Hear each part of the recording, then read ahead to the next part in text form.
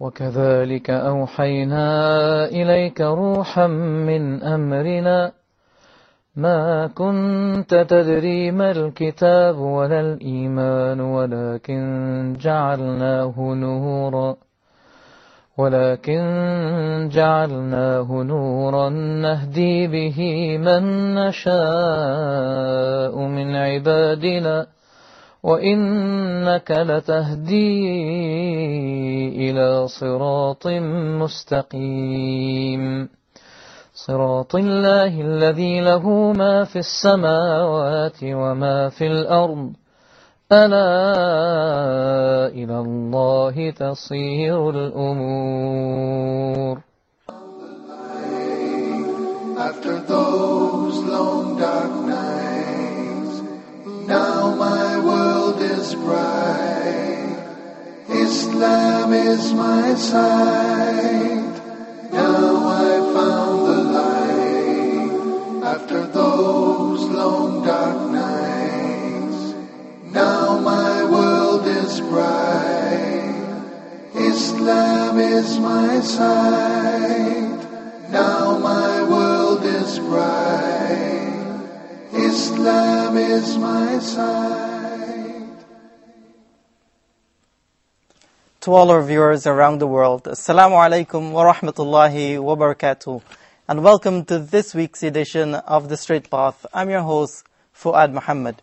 Well, tonight on The Straight Path, we are privileged to have a very special person with us, one that was born into a Christian family, all the way from Texas, America. He is now one of the biggest da'is, calling everyone actually who he meets to the word, to the truth, to Al-Islam. Who's the special guy? Sheikh Joseph Estes. Assalamu alaikum, Sheikh, and welcome to the show. How are you? Alhamdulillah. I'm kind of surprised to be here tonight. We've been working with Huda making these TV shows, and for you to invite me on this program tonight was kind of a surprise to me. I didn't know that... Really? Well, actually, we have something bigger than that for you. Really? You want to make some more shows, right? Actually, bigger than that, Sheikh.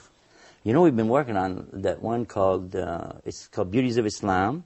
Mm-hmm. The one is called Ramadan Reminders, and we got the one called the Muslim Mailbox. But actually, Sheikh, we didn't call you here to talk about the shows. No? No. We want to know how a Christian preacher became a Muslim. Everybody asks me this story. You sure you want to hear this? Again. Ever since 1991, so many people ask me this, I decided to put up a website on the internet that tells the story. Yeah, in the story on there, it's actually true. It's so true. But even now when I read it, I start crying.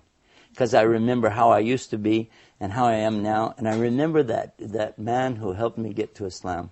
But I'm getting ahead of myself. If you want to know, I can tell you this story. It all started when my father told me that we're going to start doing business with a man who's from Egypt. Oh, really? I got excited. I said, okay, Egypt, that's the land of the pyramids and the Sphinx. You know, they call him Abu Hol. Yeah. And this is going to be like Nile River, and was that the Cleopatra? Yes. I said, I could just see business cards now with those pyramids on it, camels and all this kind of... And then my father, he says, and he's a Muslim. Muslim. I said, a what? He's Muslim? Oh. I was thinking, of all the things. I said, Dad, you know we can't do business with a Muslim? He said, why? I said, because my father knew these TV evangelists. Maybe you heard of some of them, like Jimmy Swaggart and Jerry Falwell and all these different guys. And he knew them. And the things that they said about Islam, the way that they used to put down Muslims in the Quran, and the horrible things that were being said. And by the way, not true, but I didn't know that. So I'm saying to my father, these guys are hijackers. They're kidnappers. They don't believe in God. They worship a black box in the desert. And they kiss the ground 5 times a day.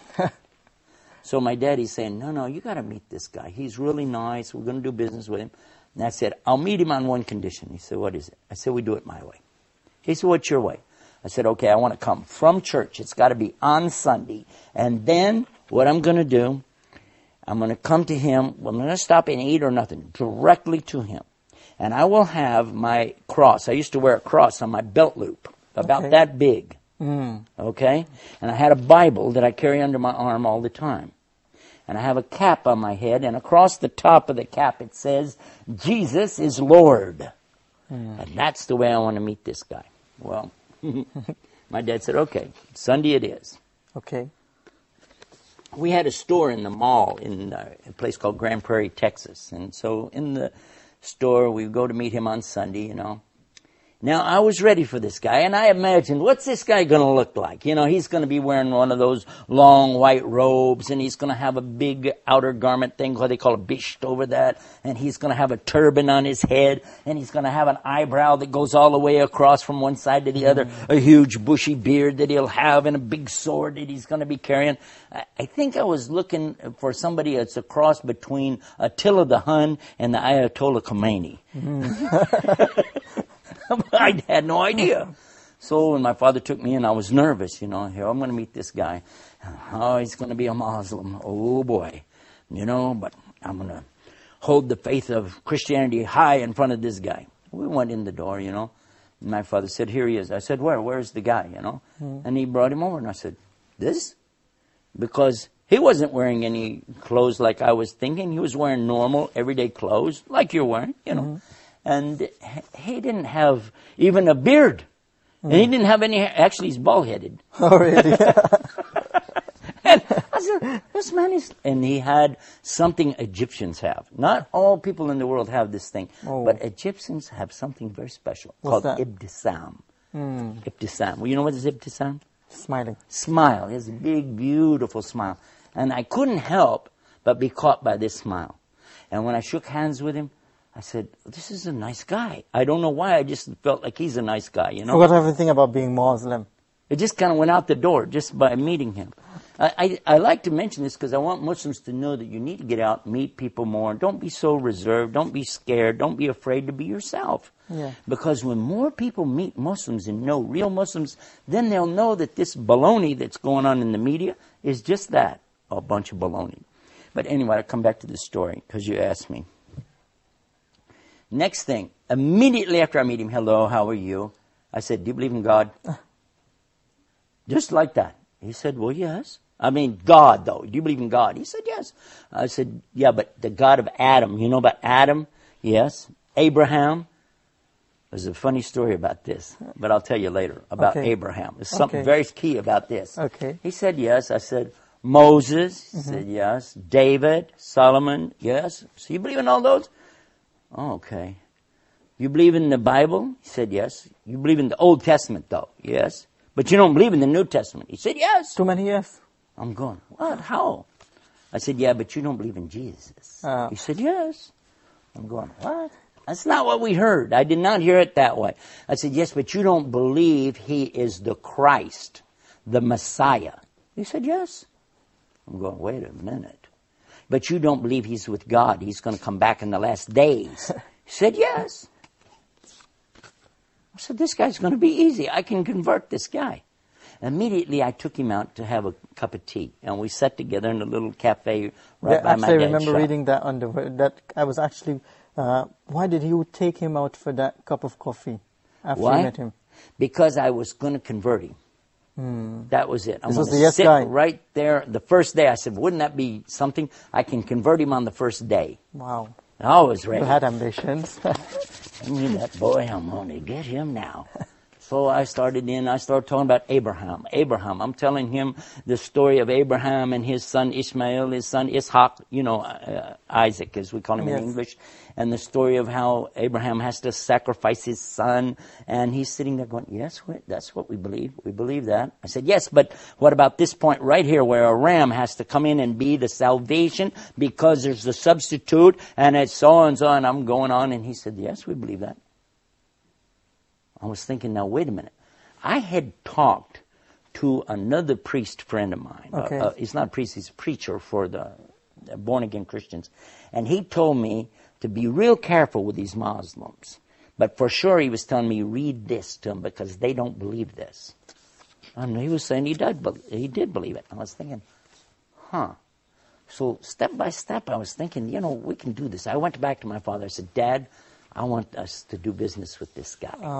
My father said, okay, great. I said, because I can convert him. And my father, he's so sweet. He said, leave him alone. He has his religion. We have our religion. He's a nice person. Just, you don't need to convert people.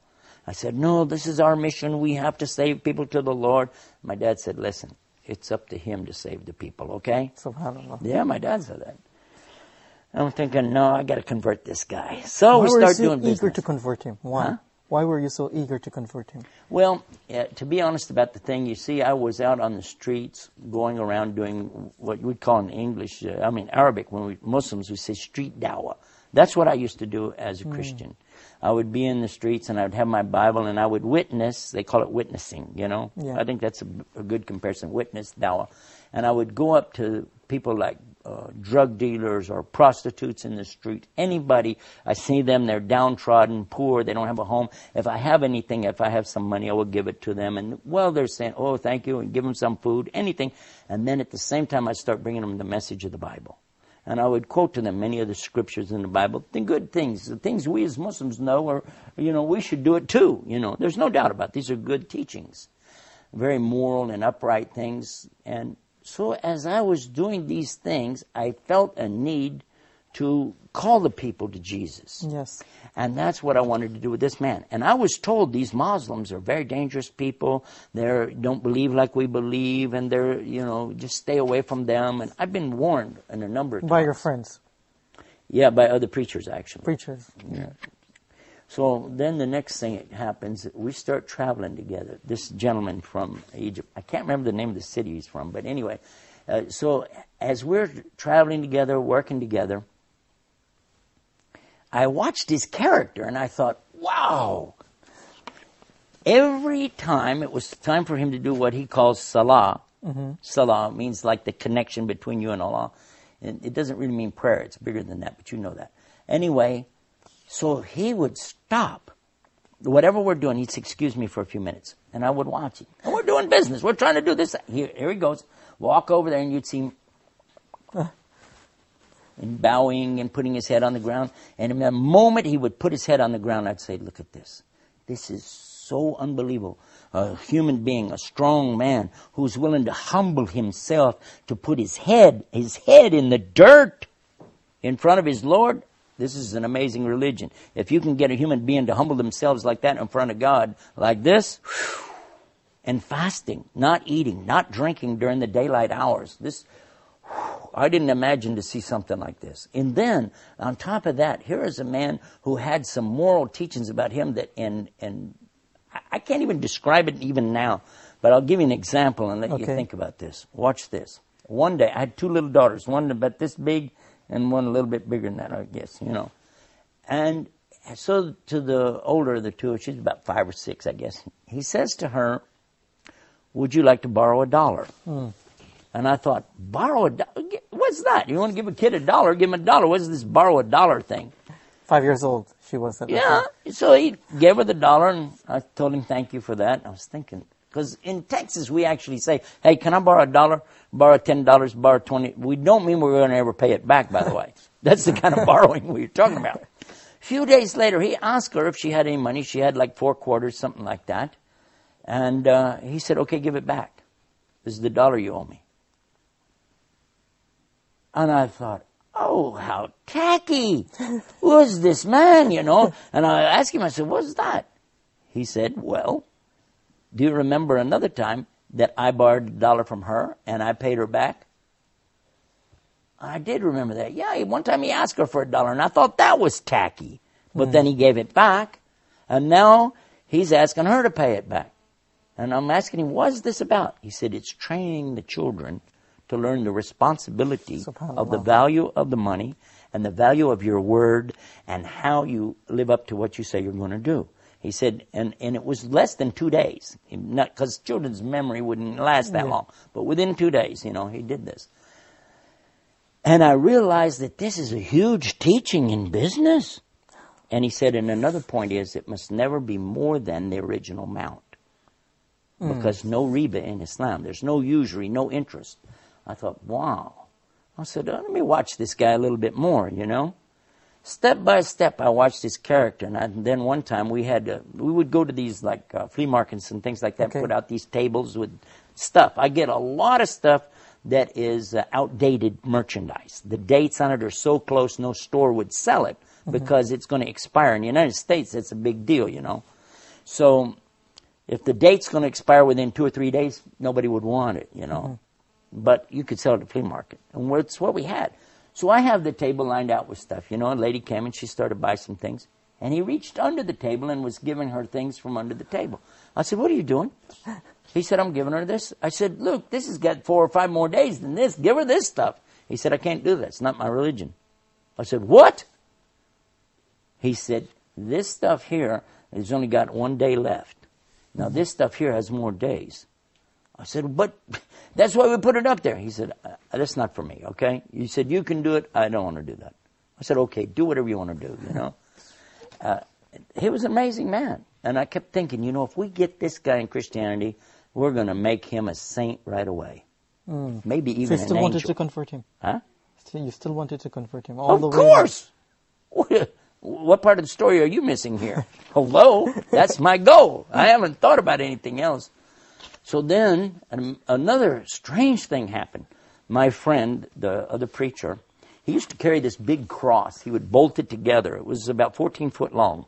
And he would carry that big cross and walk down the street. And when the reporters, journalists, TV people would come out and ask him questions, and he'd be telling them about the Lord, and he'd give out these pamphlets he had and collect donations. And so, and this was really funny because he had a heart attack. Now, it's not funny to have a heart attack, but it's what happened next. I would go visit him every day in the hospital. And while I was in the hospital with him, another man was in the room with him in a wheelchair. So I go over to this other gentleman and I start witnessing to him. And I've got a Bible under my arm and I got my cross with me. I got my hat. Jesus is Lord. And I'm telling this other man in the wheelchair about Jesus loves you, about the Bible. And I ask him, where are you from? He said, I'm from Venus. I'm going, Venus? Venus, Texas? He said, no, the planet. I'm going, oh, it's crazy. I thought this was a cardiac ward. Maybe it's the nut ward, you know. It turns out, though, that he had been very depressed.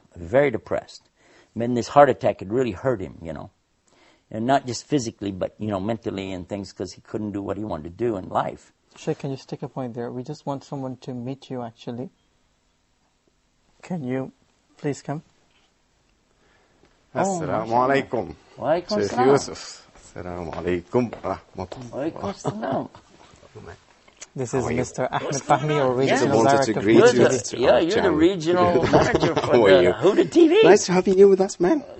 By the way, I got you a surprise. Yeah? Guess. Surprise. Guess I don't know, some Hold more on. programs? Just hold on. What? 1 second. He's the regional Manager, it's regional director of the Huda, yeah. Yeah, in Cairo. Here we go. Do you know this guy? Mohammed? السلام عليكم ورحمة الله حبيبي شيخ يوسف. What? How are you? Oh my gosh. Unbelievable.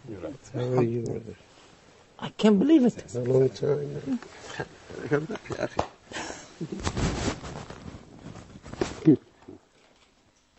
How are you, man?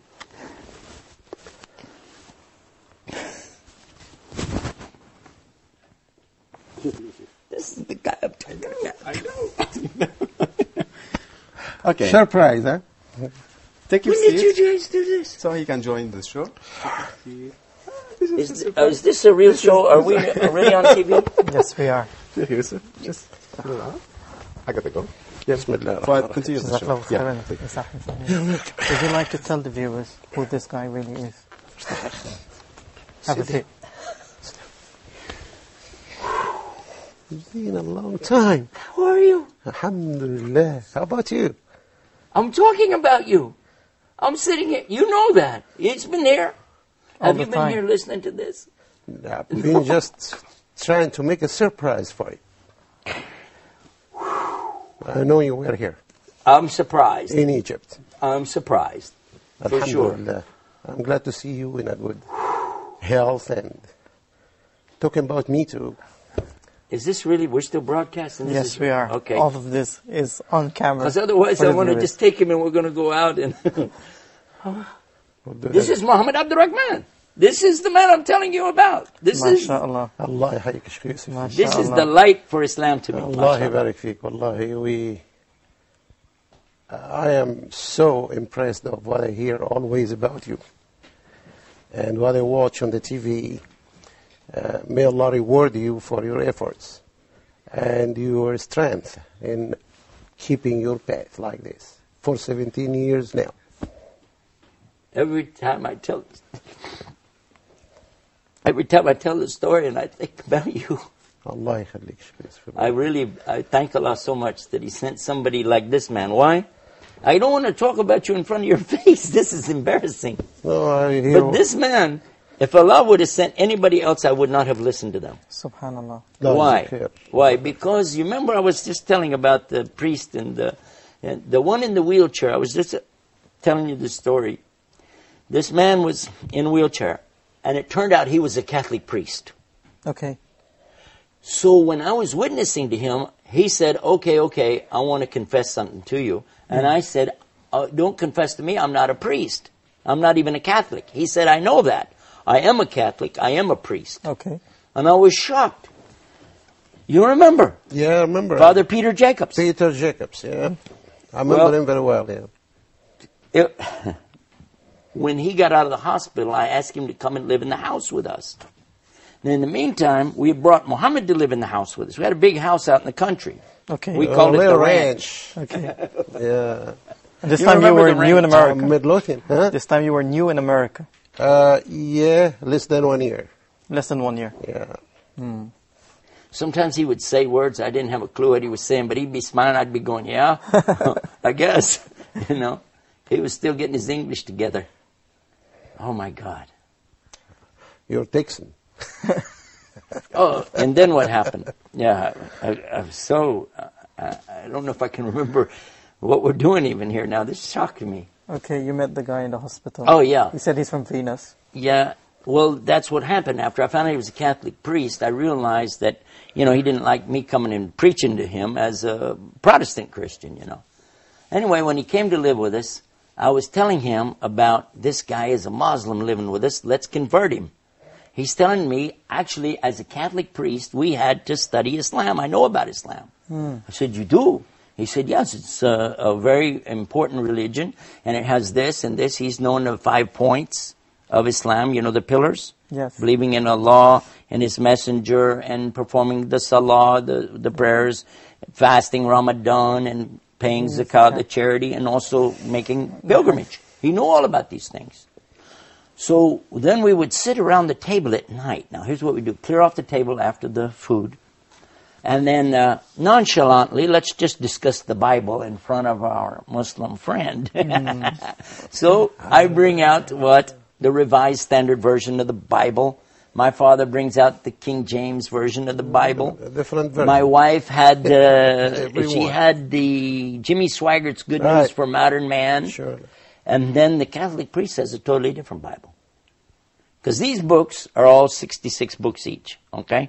But the Catholic version, which is much older, in fact, the Christian Protestant Bible comes from the Catholic Bible.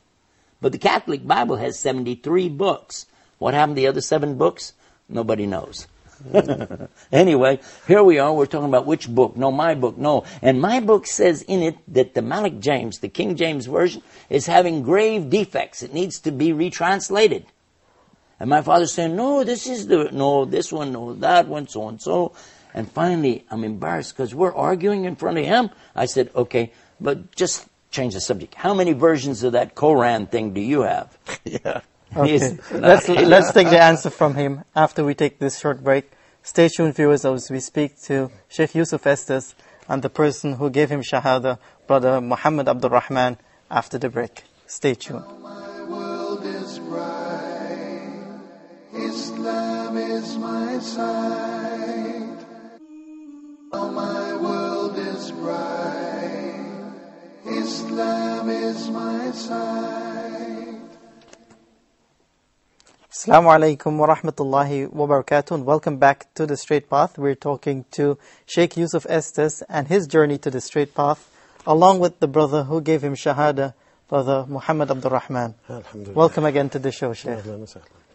مرحبا شيخ يوسف. So we were talking about 5 of you on Brother Muhammad.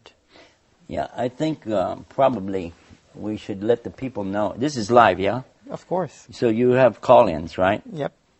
Okay, well, we should probably let the people know then that we're going to hold up any calls Okay. until after we complete this story. I think it's better. What do you think? Of course. I'm not trying to tell you how to run the show, but it just, you know. So the next thing that happens, you see, after the Bible, Quran thing, because he says the Quran only has one version. And there we are. We're here with all these different versions of Bibles. He's saying Quran is only in Arabic anyway. You can have all the versions you want in translation, and they're not Quran. None of us would ever consider somebody gives you a Islamic ruling from a translation of Yusuf Ali. No way. Would never accept that, right? I agree. But if you look in the Quran and you see something clearly said, this is haram, this is halal, permitted, or something is forbidden, okay, then that's fine. So he's saying there's only one version of Quran, it's in Arabic language. And I felt like, okay, that was a dumb argument. I wish I had never brought that one up. So the next time we're sitting around, okay, let's go this way. I have another idea. Okay. In the meantime, my preacher friend has already told me, I talked to him on the phone, I went to his house, he said, stay away from that Muslim. Stay away from them, and whatever you do, if he brings that book, that Quran book, don't touch it. Mm-hmm. Don't read it. You had any idea they were planning this? No, at all. Conniving and planning is what we were doing. How to convert this Muslim to Christian. This is the first time I know that now. You didn't hear that? But you had in any part of meeting Sheikh Yusuf back then, you had any intention to convert him as well? No, it was just a business deal. That's all. Then it turned to be what happened. But originally it was just A business simple deal as business far as deal for you. concerned on my part. Subhanallah. So now the next thing I was thinking about, okay, let's go another route. So we clear the table after another meal on another night. This time, let's talk about God. We believe in God, the real God, the God of Adam and Abraham. And he's going, yeah, just like he'd said before. And then he asked me, how do you explain Trinity? Because I said, God is one. And he said, this is what we believe. He said, and that's it. We don't have anything more than that. But you have a Trinity, so how do you explain it? So I had this idea. I'm going to explain. You remember the apple, tufa? Yeah. The apple has the skin on the outside. Yeah. It has the white meat inside, and inside of that are the seeds. Sure. So these 3 things make one apple. 3 things make one God. Father, Son, Holy Ghost. And then he said, how many seeds are in there? I remember. So next day, I'm back over talking to my preacher friend again. I said, the apple thing didn't work. He said, I told you stay away from these Muslims. They're going to hurt you. You're going to get a demon, son. You're going to get a demon, a shaitan, Yeah. So I said, no, come on, man. Give me another. He said, use the babe, egg. Tell him about, I said, okay, egg. So the next time I'm telling him, the egg, it has the white shell. Inside the shell is the white of the, and then inside of that is the yolk. Yeah. 3 things, 1 egg. Got him here. Got him. No, he said, what if it's a double yolk? When it has 2 yellows? Yes. You see an egg do that sometime? He said, does your God become 4? Ooh. And what if it's rotten? An egg could be rotten. Then you have Do you want a God that can be rotten? of course not. Yeah. And you're comparing Allah to an egg, for crying out loud. This is an unbelievable thing. And so then it comes the subject of comparing God to a family. Like a man is a husband and a wife and a child. The 3 make one family. It's the family of God. Well, what if you have some more kids or twins? Or what if you get a divorce? You want a God that can get a divorce? No, you don't want that. So we're going through these different stages of how to explain something. Finally, I'm about exasperated. I tried the finger. You know the finger? Yeah. When it's 1 finger, but you go like this. 1, 2, 3 parts makes you compare God to your finger. What's this? SubhanAllah. Trying everything possible. Yeah, and then finally, the water. You've heard of the water one, right? Yeah, I remember. The water is like this. Water is 3 things. It is a liquid, it is a gas when it's a vapor, when it becomes steam, and also it's a solid when it freezes. 3 things, all in one. Except what? They can't be all 3 at the same time. Oh, yeah, that's right. talking to a So now what geologist. will you do? How will you so finally I'm going to throw it back on him. I said, well, what do you guys say about it? And what did he read? Surah Ikhlas. أعوذ بالله من الشيطان الرجيم بسم الله الرحمن الرحيم قل هو الله أحد الله الصمد لم يلد ولم يولد ولم يكن له كفوا أحد. Now, the meaning, when he explained the meaning, this is what got me. But while he was saying it, we were in the car. Yes, I remember And that. you were reciting, and I told you, stop, read it again, say it again. You said, why? You don't know the Arabic. I said, no, it's beautiful. I don't know what you started said. crying, no Arabic. I remember that. Many times I saw other people like me who they hear the Arabic in the Quran. They don't know Arabic, but they start to cry because it's Allah's speech. And when the heart is real and sincere, it recognizes Allah's speech. Subhanallah. It does. The heart does, yeah. It's not a joke. Now, if somebody's a non-believer, won't believe that anyway, so who cares? But if somebody believes, they will recognize this Quran, this speech of Allah. And I'll come back to this. So now, I'm perplexed. I'm stressed out over this thing. I can't convert this guy. In the meantime, he brings a Quran. That big, remember the big Yusuf Ali translation? Arlington Mosque, yes, sir. You got it from the mosque. Arlington Mosque, yeah. Yeah, and he brought it, and he set it on top of the counter in my dad's store. It was set up there. And I'd look at it, and he said, do you want, I said, no, that's okay, you know. And when he wasn't looking, you see, I went over and I looked at it, and I remember my friend's warning, don't read that book. So I said this little prayer in my heart before I touched it. Oh God, protect me from any evil while I read this book. Now, any Muslim knows that that's exactly what we always say anytime we go to the Quran. Every Muslim does that. A'udhu billahi minash shaitani rajim. I seek refuge with Allah from the cursed devil. And then we begin to read the book. Exactly. I didn't even know I was doing the right thing. I opened it up. And what I read? Surah Fatiha. Subhanallah. Anybody that knows Surah Fatiha, they knows this, how beautiful it is. It says, Bismillahir Rahmanir Rahim, Alhamdulillahi Rabbil Alameen, Ar-Rahmanir Rahim, Maliki Yawmiddin. Iyaka nabudu wa iyaka nasta'in. Ihdina siratal mustaqim, siratal ladina an'amta alayhim, ghayril maghdubi alayhim, waladallin. And this man sitting right here is the one who taught me how to recite that.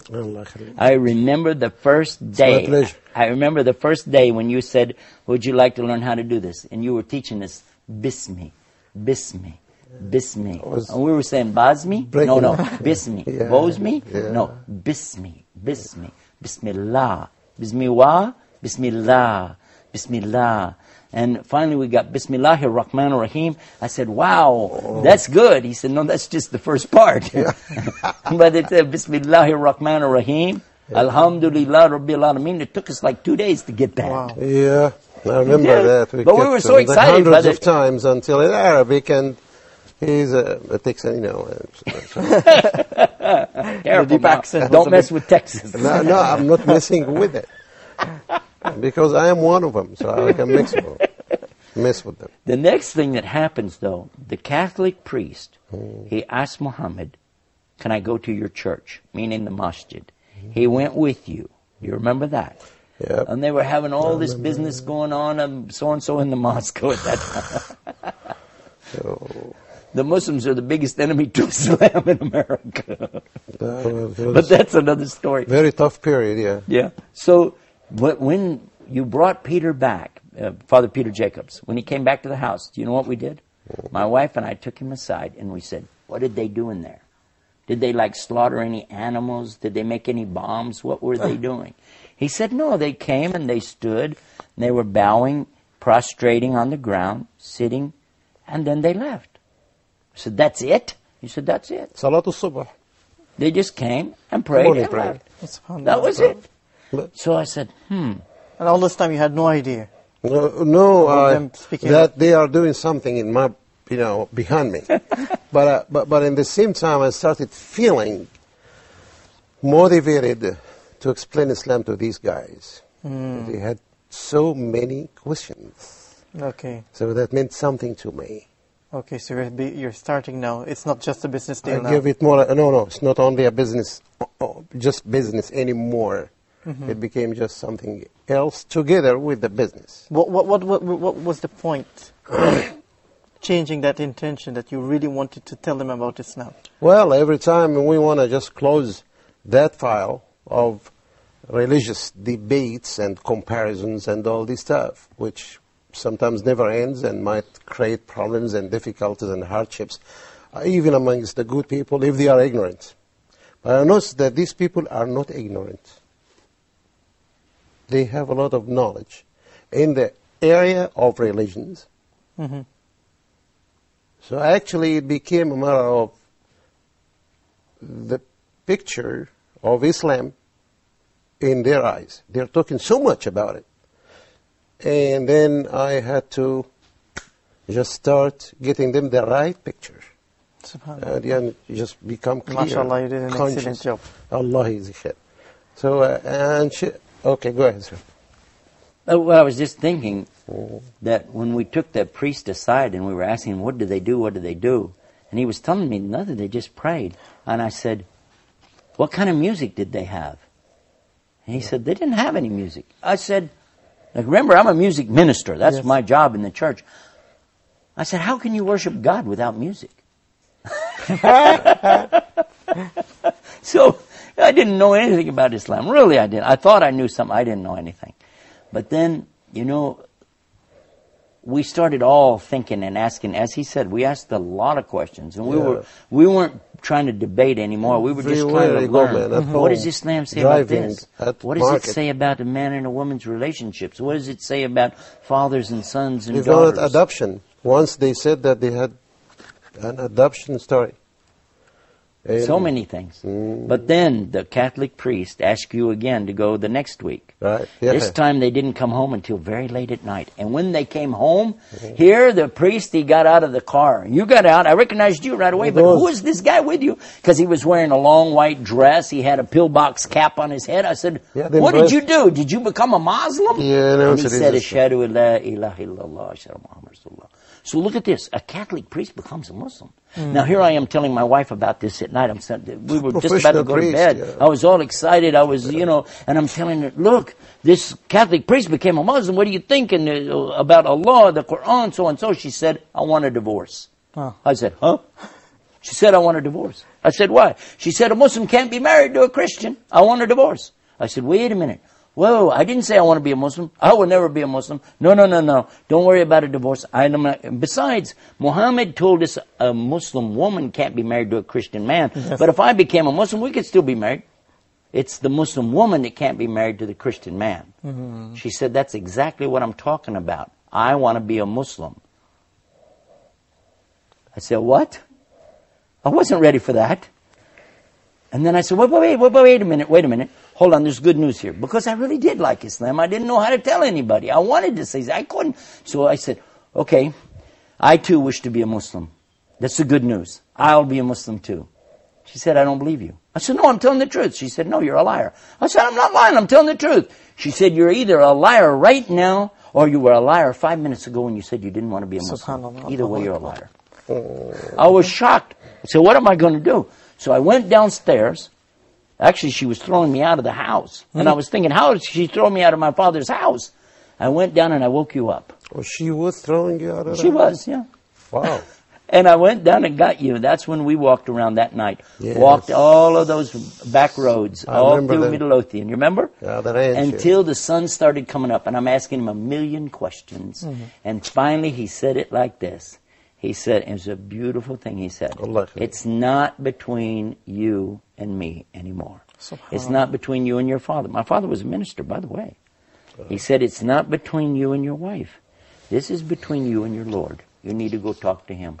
And he let me go. And he went off to pray Fajr. And I went off and I put my head on the ground in the same direction I'd seen him do that. And I said, let me do what he did.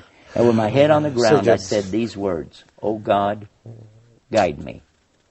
And when I lifted up my head, I knew I needed to be a Muslim. I went in the house. I went upstairs.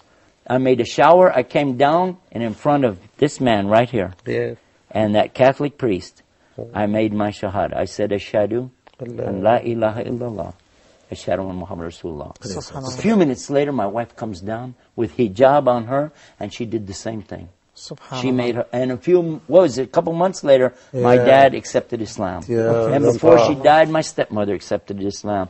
And my children grew up as Muslims. So this one man right here, wallah, may Allah accept it from him. Allah accept from him. Okay, I have a question for you, brother. Responsible for all of us. Actually, the telephone was going crazy, so we have to take some calls now. We have Brother Mahmoud from Egypt. Assalamu alaikum, Brother Mahmoud. Go ahead. وعليكم السلام ورحمة الله وبركاته. وعليكم السلام. All Sheikh Yusuf, Sheikh Muhammad, جزاكم الله خير. أهلا وسهلا يا I'll be quick as possible to let people the chance. I want something that I want your opinion about. I have someone who is Catholic from Memphis, USA.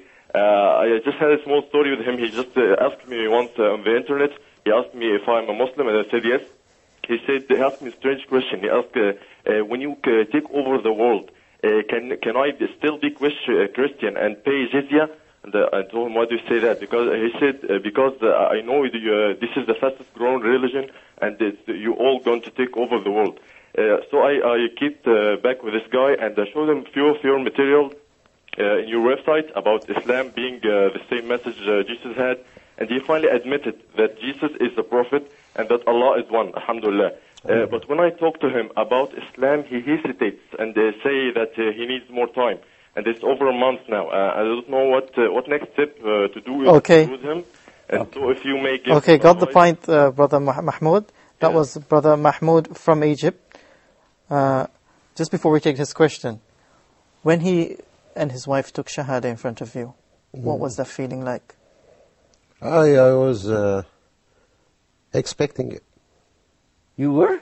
It came gradually in every day sunrise. Subhanallah. Whenever I will pray, finish the prayer, look at their faces changing, looking at many questions about why do you go towards Mecca, as if a business of a person who wants to get involved, just asking about the details. I'm saying that for the first time in front of you, but that I had my own feelings as well. I didn't know that. My impressions, yes, I'm saying that for the first time. But I noticed for a period of time before you take Shahada, that thing was going to happen. You did? Yes, sir. One time I caught this man in the night. I caught him in the night, and I saw him praying, so I asked him the next day, because I came downstairs for something. So next day I asked him, I said, I thought you guys only pray 5 times a day. He said, yeah. I said, okay, but you were praying in the middle of the night. This man, I'm sorry to expose this to the people. Sorry. But he's doing the Qiyamul Layl. And then later I find that this is how, if you want to see, I'm going to give the advice to our brother who I just asked, Mahmoud just asked the question, and the answer is, if you really want to see people enter Islam, you sacrifice to Allah by what? Give dawah in the day, but give dua in the night. Get up and cry to Allah. Oh Allah, guide these people. Allah, guide these people. Allah, you're the only one that guides. Guide them. And wallah, this man, wallah, I love you so much. Okay, we have another telephone call, Sheikh. Brother Fasir from KSA. Assalamu alaikum. Assalamu alaikum, Sheikh Estes. Wa alaikum salam. Sheikh, from the time you have become a Muslim and till now, you have been doing dawah and converting people to Islam. So I want to know, how do you change the radical image of Islam that the Americans have in their mind? Can you please clarify that for me? And I've always watched the lectures in India that you delivered on Peace TV. She's going to try to advertise another TV show on our show. Whoa! Huda TV, Peace TV. Okay, good news is, by the way, we all love each other and we're all working for the same God. Alhamdulillah. Yeah, so she was asking, how do you see the Muslims in America? Well, I think it's only fair to finish Mahmoud's answer about the Catholic person who's with him. First of all, you said he's been for a month. This man was patient with me for more than 3 months. But look at the reward he gets. He gets the whole entire family and all of us giving dawah. Who knows how many thousands of people entered Islam and all waiting for you on the Day of Judgment. So, alhamdulillah. I think we have another telephone call. Go ahead. Yes. Yes, Assalamu alaikum. Wa alaikum salam. Yes, I'd like to add some points here. Go ahead. I think we just lost that caller. I think so. Subhanallah. Well, you know what a lot of people do ask is, how do you feel after you get to Islam? Yeah. So maybe he was going to ask that question. And one of the things I will tell you is that when you come into Islam, everything is new, it's strange to you, and you're trying to adjust, you're trying to work your way around. That's another thing that Muhammad was aware of, and he was trying to help us adjust slowly, take it step by step, and learn as I was saying, he was teaching us slowly how to say the Fatiha, slowly about hijab, slowly about things. Take it as you can. And he never told us you have to do this, you can't do that. Circumcision is a subject that comes up. He didn't go into any of these subjects. Just take it slowly and understand what do you call it? Aqidah. Yes. The correct belief in Islam. Okay, we have Ihsan from the Kingdom of Saudi Arabia. Go ahead. Assalamu alaikum. Wa alaikum salam. Wa alaikum salam. Hello. Hello? You are our teacher, man. Yeah, the problem is he's got his... I think, can you please lower the volume on your TV set? Yeah, when you guys call in, be sure and you have to turn off the volume of your set. أيوة يا أخي السلام عليكم. السلام عليكم ورحمة الله وبركاته. Allah Azza wa Jal has made you, inshallah, a very rich person on the day of judgment, inshallah. جزاك الله ألف خير. And Brother Joseph Estes, Allahu Akbar, may Allah increase the number of Brother Joseph Estes in all over the world. Allahumma ameen. Ameen. I mean, when you were in Dammam, Brother Joseph Estes, last 2 weeks before, I had the chance to listen to your talk, the reality of Islam. Subhanallah. Allah bless you, brother. Allah increase your capabilities. Allah increase your capabilities. Allah increase your capabilities tremendously. Allahumma salli ala Muhammad wa barik wa sallim. It's over. Wa alayhi salatu salam. Jazakallah khair, Brother Ihsan there from the Kingdom of Saudi Arabia. We're in the last minute of the show. Quickly, Brother Muhammad, yes, sir. How do you feel seeing Sheikh Joseph Estes as he is after so many years? Wallahi, I feel so much fortunate to have that thing happening to me like this and to that scale. Of course, I was so happy when he embraced Islam with the family. Nobody can deny that. It's very good. But what I never expected that he would go through all this boom in da'wah. I didn't say that to him before. Sorry for saying that. But he did. I was, of course, watching and tracing. We were in touch. After he became a Muslim, I moved to Houston, Texas, from our area, Dallas. And then we split. Yeah. But by phone and all this stuff. Okay. We were.